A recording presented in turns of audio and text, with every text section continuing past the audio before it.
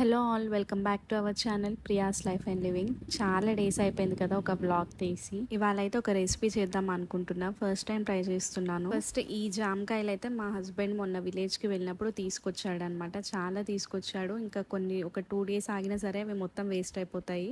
అందుకని నేను ఒక రెసిపీ చేయాలనుకున్నాను దీంతో.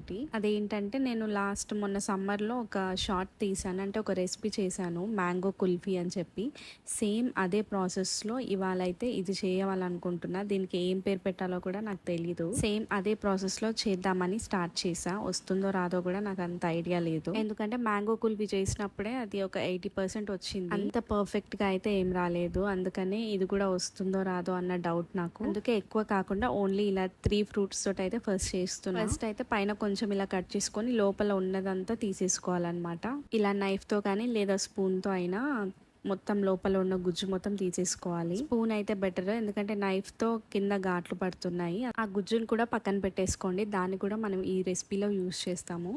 ఇలా మొత్తం 3ని ఇలా చేసేసుకోవాలి, కంప్లీట్ గా తీసేసుకోవాలి. లోపల కొంచెం గుజ్జు కూడా ఉంచకూడదు. ఆ తర్వాత లోపల నుంచి తీసిన దాన్ని మొత్తం ఒక మిక్సీ జార్లోకి వేసేసుకొని పేస్ట్ లాగా చేసేసుకోవాలి. ఈలోగా స్టవ్ మీద ఒక గిన్నె పెట్టుకొని అందులోకి 1/2 లీటర్ వరకు మిల్క్ ని యాడ్ చేసుకోవాలి.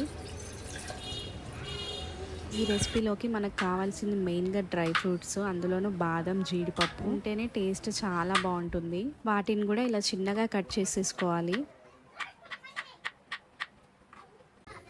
పాలు మరిగిన తర్వాత ఇందులోకి ఓన్లీ మిల్క్ మేడే యాడ్ చేస్తాము, అస్సలు షుగర్ వేయము.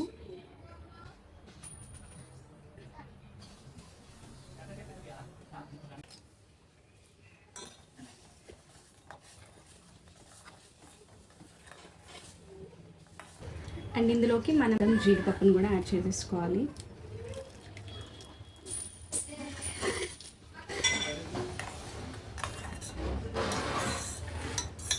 ఒక 2-3 minutes బాయిల్ అయ్యాక స్టవ్ ఆఫ్ చేసేసుకోవాలి.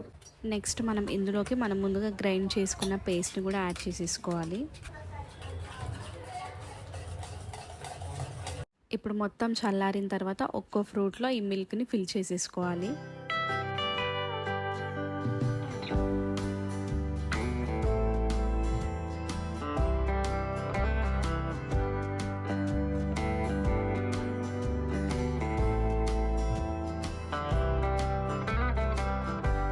ఇప్పుడు వీటిని డీప్ ఫ్రిడ్జ్లో 6 to 8 hours అయితే పెట్టుకోవాలి.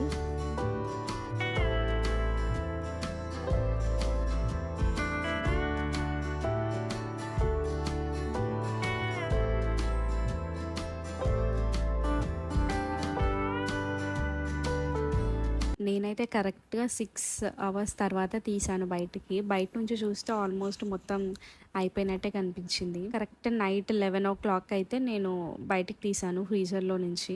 మార్నింగ్ తీయొచ్చు, కానీ నాకు వీడియో ఎడిటింగ్ మళ్ళీ కొంచెం కష్టం అవుతుంది అని చెప్పి 6 hours అయింది కదా, అయి ఉంటుంది అని చెప్పి నేనైతే బయటికి తీసాను. వీడియో కూడా ఎడిట్ చేసేసుకోవచ్చు నైట్ అని, కానీ నా తొందరపాటు వల్ల ఈసారి కూడా ఫెయిల్ అయ్యాను. ఫస్ట్ ఇలా కట్ చేశానో లేదో, ఫస్ట్ అయితే బాగానే వచ్చింది, కానీ లోపల మొత్తం అలాగే ఉంది మిల్క్ లాగా. ప్రతి ఫ్రూట్లో ఓన్లీ ఫస్ట్ పైన మంచిగా వచ్చింది, లోపల మొత్తం అలాగే ఉండిపోయింది అనమాట. యాక్చువల్గా ఇలా కప్పలాగా తాగేసినా బాగుండని అనిపించింది అలా కట్ చేయకుండా.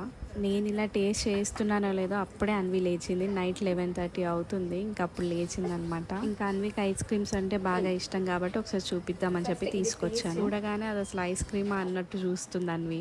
సేమ్ కుల్ఫీ టేస్టే ఉంటుంది, కానీ చెప్పాను కదా తినడం కంటే తాగడం బెస్ట్ అని. మీరు ఎప్పుడైనా ట్రై చేసి ఫెయిల్ అయ్యారా ఇలాంటి రెసిపీస్? ట్రై చేయకపోతే ట్రై చేయండి, కానీ ఓవర్ నైట్ అలా ఫ్రీజర్లో పెట్టండి. అలాగా తొందరపడి అస్సలు తీయకండి. అంతే ఇంకా ఈ వీడియో. Bye bye. వీడియో నచ్చితే లైక్, షేర్ అండ్ సబ్స్క్రైబ్.